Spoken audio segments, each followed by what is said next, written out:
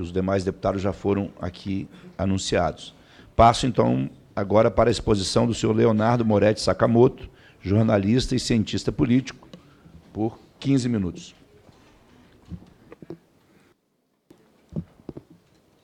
Bem, boa tarde a todos e todas. Eu quero agradecer, cumprimentar na figura do deputado Helder Salomão os demais integrantes da mesa, agradecer o convite para estar conversando com vocês hoje. E, bem, o ano passado foi um tempo bem difícil para a gente que é jornalista, para os comunicadores de uma maneira geral. Não só no período eleitoral, após agosto, mas o ano inteiro foi um ano muito complicado. Eu presenciei, estive ao lado de muita gente que foi agredida, e não apenas virtualmente, mas fisicamente.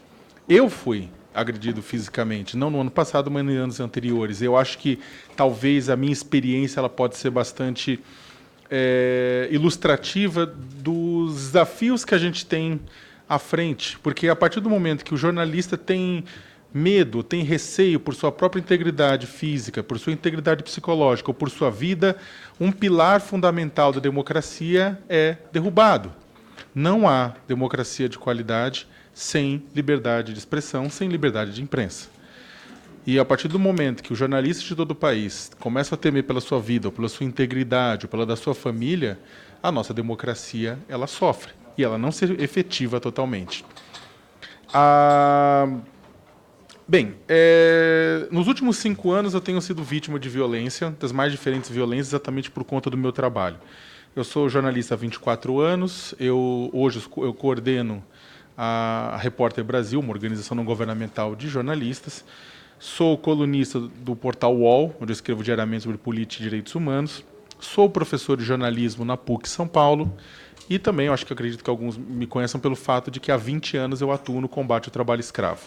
Eu sou conselheiro do Fundo das Nações Unidas para Formas Contemporâneas de Escravidão em Genebra e sou comissário da Comissão Global do Setor Financeiro contra o Trabalho Escravo e o Tráfico de Seres Humanos em Nova York, pela ONU.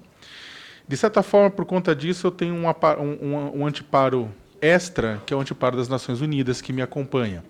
No ano passado, no final do ano, eu tive uma audiência com a alta comissária de Direitos Humanos, Michelle Bachelet, em Genebra, para contar da minha situação, das agressões, de tudo isso mais.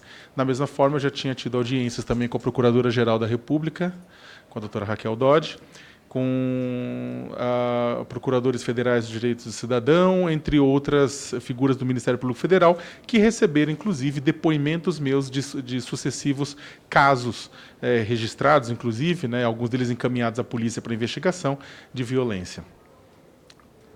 Trouxe alguns casos ilustrativos para vocês entenderem a complexidade desse processo. Em 2016 e 2015, eu comecei a receber uma série de ameaças online, ameaças de morte, ameaças de agressão,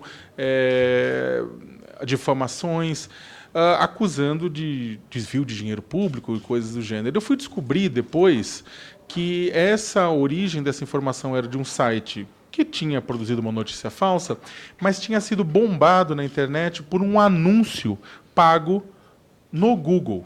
Ou seja, quando alguém digitava Leonardo Sakamoto, blog de Sakamoto, aparecia como primeiro achado no Google esse link, que era um link pago do Google, ou seja, alguém tinha pago para o Google para difamar uma pessoa.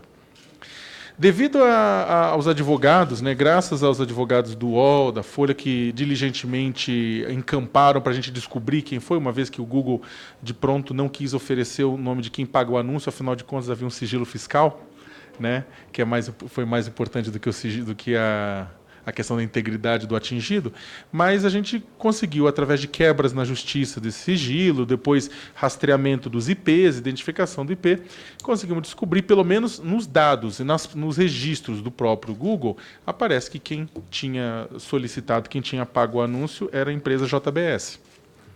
Né? Então até saiu em várias matérias na época, né? Saiu na Folha de São Paulo, papéis sugerem ação da JBS contra o jornalista Leonardo Sakamoto, saiu no Guardian, saiu numa série de veículos dos Estados Unidos aliás, saiu mais fora do que dentro, para falar a verdade, sobre exatamente o ocorrido. Né? O grande problema da história, claro, eu como jornalista, por quê? Porque eu cubro, a minha equipe, inclusive eu, atuamos com jornalismo investigativo para identificar problemas ligados ao meio ambiente, ao trabalho, entre outras coisas. Então a gente está no foco, não só eu, mas uma série de colegas estamos no foco do poder econômico, do poder político, por conta dessa transparência que a gente dá a esses processos. Isso aqui, na verdade, me causou um problema muito grande. Eu fui cuspido na rua, eu fui derrubado na rua por causa disso. Porque as pessoas, de tanto ouvirem que tal jornalista é um bandido e um mal encarnado, eles passam a acreditar. Aí que está a beleza e a grande diferença dos ataques aos jornalistas antigamente e hoje, dos ativistas aos direitos humanos de antigamente e hoje. Não é necessário, e para falar a verdade, nem existe a ordem de atacar. No sentido de que há uma sobreposição constante, entrega-se constantemente ódio contra uma pessoa ou contra um grupo de pessoas. Esse ódio vai se sobrepondo, não há a ordem de esfaquear, de atirar ou de matar, mas o esfaqueamento, o tiro, a porrada, ele se torna quase que uma ação divina no intuito de restabelecer a ordem diante do caos. O fato é que você não precisa de alguém mandando vá lá e acabe com essa pessoa. Você tem o ódio difundido na sociedade contra uma pessoa, com outro grupo de pessoas, e essas pessoas, e você vai ter muita gente convencida por esse ódio que vai fazer o serviço. Eu não fui cuspido por alguém que chegou e falou assim, vai lá e costa o Sakamoto. Ou fui derrubado por alguém que vai lá e derruba o Sakamoto. Ou no segundo turno das eleições do ano passado, eu fui parado 3 vezes na rua por grupos de homens, etc., que falavam para mim claramente, na hora que você virar o ano, você está morto. Ninguém mandou fazer isso, mas não precisa. E isso que assusta. Por quê? Porque é diferente. Eu acompanhei durante muitos anos o finado e saudoso Frei Henri de Rosiers, da Comissão Pastoral da Terra, e o Frei Henri, ele andava com segurança 24/7 em Xinguara para não morrer por conta das ameaças de morte contra ele no sul do Pará. Henri sabia de onde estavam vindo as ameaças. É claro que eu não estou querendo comparar a minha situação com a dele, pelo amor de Deus, a dele é muito pior, era muito pior. Agora, as pessoas sabiam de onde estava vindo a ameaça. E isso, pelo menos, fazia com que fosse possível criar uma defesa específica para isso, ainda que transformasse a vida dele num calabouço cercado por policiais o tempo inteiro. O problema é quando isso é difuso a tal ponto que qualquer ser humano na rua que não gosta de você ou que foi doutrinado para não gostar de você, em cima, muitas vezes, de mentiras, de notícias falsas, de fraudes, de distorções, tornam a sua vida um caos, tornam a sua vida um inferno. Ainda hoje eu tenho que responder por conta dessa informação que foi bombada de forma irresponsável, ao que tudo indica, pelas investigações por conta de outra empresa. Aconteceu também em 2016, teve um outro caso, em que uma matéria falsa, uma entrevista de pergunta e resposta que foi criada por um jornal em Minas Gerais, falsa, porque eu nunca dei entrevista para esse jornal, foi feito contra mim, dizendo que eu havia dito que aposentados eram inúteis à sociedade, mereciam ser reciclados. E tinha minha foto na capa e tudo isso mais. Isso também causou muitas ameaças de morte. Eu vou matar você, vou matar seus pais. Sabe? Mas quando eu digo muitas, não são 2 ou 3, é as dezenas. Tanto é que depois, com o tempo, isso foi, na verdade, comunicado devidamente ao Ministério Público Federal, que pediu, inclusive, para ser checado, a polícia checar e verificar, investigar as pessoas que estavam por trás, que fizeram essas ameaças. O jornal em questão se desculpou, dizendo que havia sido também vítima de uma fraude, que havia sido engano, porque recebeu minha entrevista pronta, que não é verdade. Mas pouco importa, até agora eu sou parado na rua por gente que quer me bater, porque eu seria matador de idosos. Né? O negócio, por quê? Novamente é um ódio difuso que se coloca. Novamente é um ódio difuso que se coloca e reforça o quê? Reforça o ódio já existente dentro das bolhas da internet. A internet, você tem uma série de bolhas, tem uma série de comunidades que se formam por conta de comportamentos semelhantes, comportamentos iguais, e as redes sociais acabam contribuindo e ajudando a aprofundar esses grupos, fazendo com que as pessoas acabem não recebendo informação fora desses grupos. Se um desses grupos já não gosta de direitos humanos, já não gosta de jornalista, quando recebe uma informação que um jornalista quer matar idosos, eles vão acreditar. Por quê? Porque uma das tendências das câmaras de eco das redes sociais, das câmaras de reverberação, é que a gente tende a achar verdade tudo aquilo em que a gente acredita e tende a achar que é mentira tudo aquilo da qual a gente discorda. Se a gente já acredita que tal pessoa é o demônio encarnado, ele vai ser, e essa informação mentirosa vai ser levada como correta e vai ser base de transmissão de ódio. O grande problema é que esse ódio ele não fica restrito às redes sociais, mas ele transborda. Aquela sensação de proteção do anonimato, do Black Mirror, da tela escura, que a gente tem ao fazer ao achar que é um pretenso anonimato, né, por trás de um telefone celular ou de um tablet ou do computador, isso se rompe e as pessoas vão para o dia a dia, vão para a rua fazer as mesmas ameaças, achar que está protegido ainda por esse tipo de anonimato, e não está. E é assustador.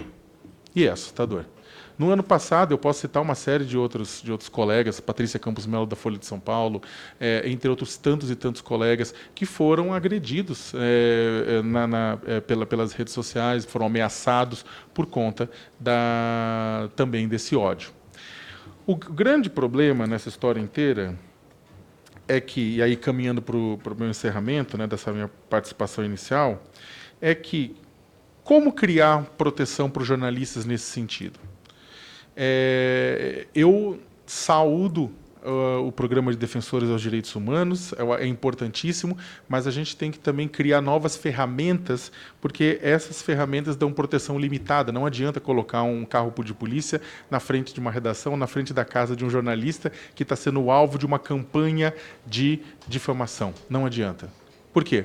Porque não é uma pessoa, pode ser qualquer um que foi instado, que foi, digamos, formado para isso. Qualquer pessoa que passou por essa formação negativa pode chegar a esse ponto, né? Então é o seguinte, como? Ao mesmo tempo, censurar? Não, eu não acho que censura é o caso, não acho que censura prévia também, isso nem é constitucional, não está se discutindo isso.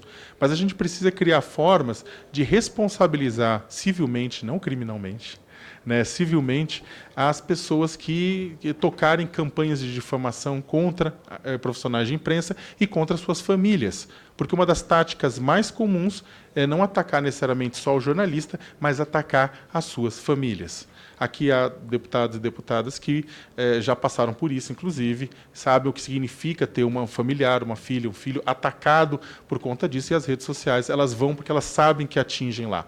Então, eu acredito que deve haver uma ação, a Polícia Federal ela tem que ter tem que atuar mais firmemente nesse processo de identificação desses ataques contra a imprensa, tem que investigar e tem que responsabilizar. Nem que seja uma responsabilização civil, mas tem que fazer uma responsabilização sobre isso. Caso contrário, a gente vai continuar tendo esses problemas. Há uma sensação de impunidade. Né? A gente acaba perdendo por causa disso. Por quê? Porque nem todo colega de imprensa tem, como no meu caso, advogados, tanto do lado da Repórter Brasil quanto do lado do UOL, que vão me defender em todas as circunstâncias e quanto for necessário. Tem muitas pessoas que uma hora cansam e começam a passar para a autocensura, em primeiro lugar, ou seja, não falar algo porque tem medo de apanhar, fisicamente ou virtualmente. E, num segundo momento, eles mesmos, na verdade, param de falar desse assunto. Tem muita gente que fez autocensura, tem muita gente que largou seus blogs, tem muita gente que mudou de área, né, de cobertura da imprensa por conta disso.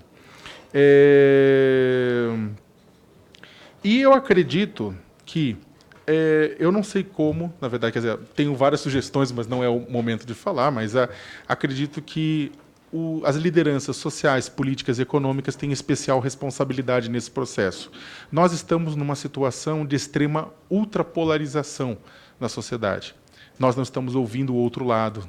Estamos um lado, não ouvimos o outro lado. Então, tem e não só ouvindo, mas temos uma dificuldade de encarar as pessoas que pensam diferente como iguais.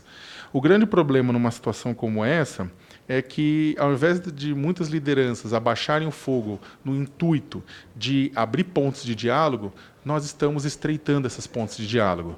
O problema é que as pontes estreitas de diálogo em nível federal reverberam até a vida das pessoas, e há uma desumanização de determinadas pessoas. E o jornalismo está passando por um processo de desumanização junto à sociedade. As pessoas não estão olhando jornalistas como se fossem profissionais, como se fossem atores que contribuem para a liberdade democrática. Estão vendo muitos jornalistas como o demônio, como o mal encarnado, ou como qualquer coisa que a religião de vocês pode acreditar, inserir, né, como essa história do mal. Então, sim, essas lideranças precisam baixar o fogo. Caso contrário, qualquer ação em nível social e da sociedade vai ser inútil. Obrigado.